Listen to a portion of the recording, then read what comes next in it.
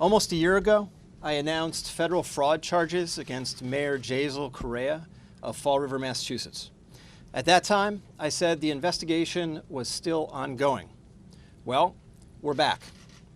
Today we have unsealed additional federal charges against Mayor Correia for extorting hundreds of thousands of dollars from private citizens trying to set up marijuana dispensaries under state law, extorting a building owner for cash and a Rolex watch in exchange for approving permits and excavation work to turn on the water at a commercial building in Fall River, and as a condition of getting and keeping her job, instructing his own chief of staff to kick back to Mayor Correia half of her salary from each paycheck. So, in addition to the initial charges of wire and tax fraud relating to the Snow Owl Company, Correia is now charged with conspiracy, extortion, and bribery. In short, despite Mayor Correia's public assurances to the city of Fall River, based on today's indictment, he has essentially run that town as a pay-to-play institution.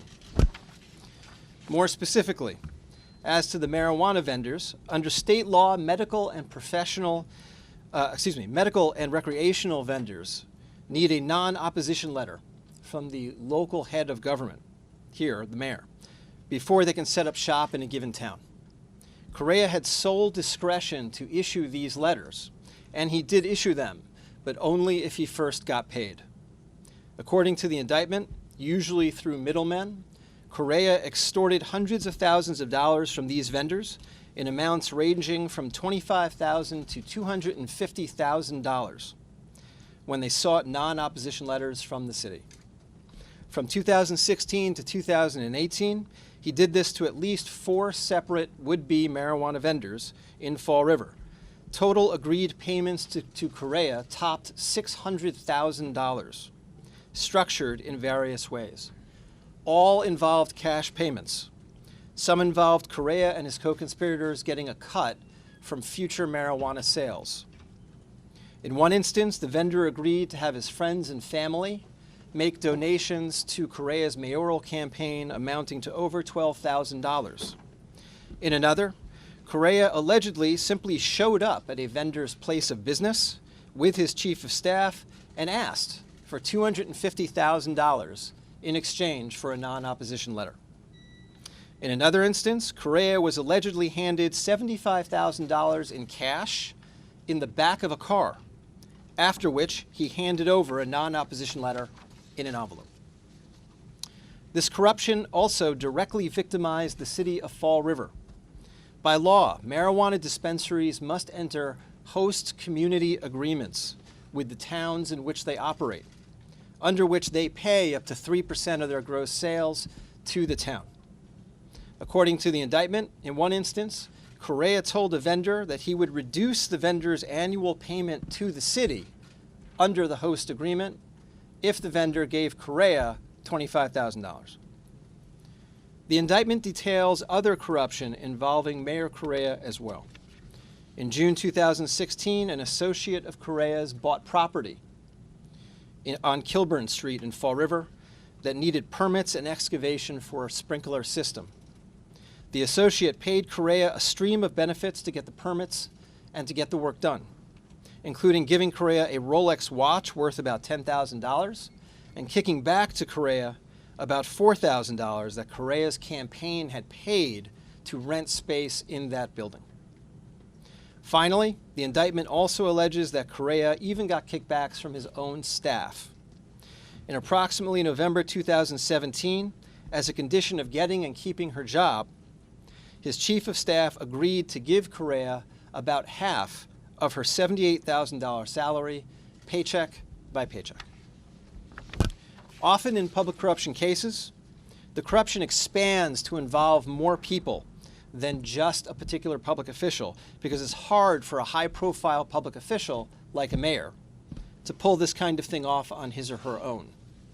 Cases like this one show the price of conspiring with public officials and of remaining loyal to them. Today we have charged 4 additional people beyond Mayor Correia, all of them Correia's associates, with conspiracy, extortion, false statements, and in one instance, bribery. Hildegard Kamara, employed in Correia's administration, conspired with Correia to extort marijuana vendors. Tony Costa, who owns several properties in Fall River, is also a friend of Correia's and also worked with Correia to extort marijuana vendors. Same for David Hebert, who also owns real estate in Fall River. He also conspired with Correia in his alleged pay-to-play activities. Finally, Genevieve Andrade, arrested this morning, is Correia's former chief of staff. She also conspired with Correia to extort others. Moreover, all 4 of these defendants are charged with providing false statements to federal investigators in the course of our investigation. Now, we've talked a lot about public corruption over the last 4 weeks. If you're looking for a theme, there is one. Public officials, even in seemingly minor roles, can have tremendous power over the lives of private citizens. If you have that power and you use it to exploit private citizens or line your own pockets, we will prosecute you.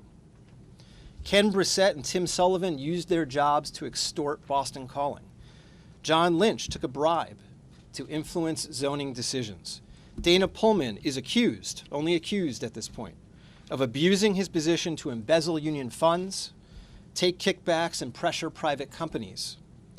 And as I've said before, when it comes to public corruption in Massachusetts, this office is the primary, often the only, deterrent to that criminal conduct.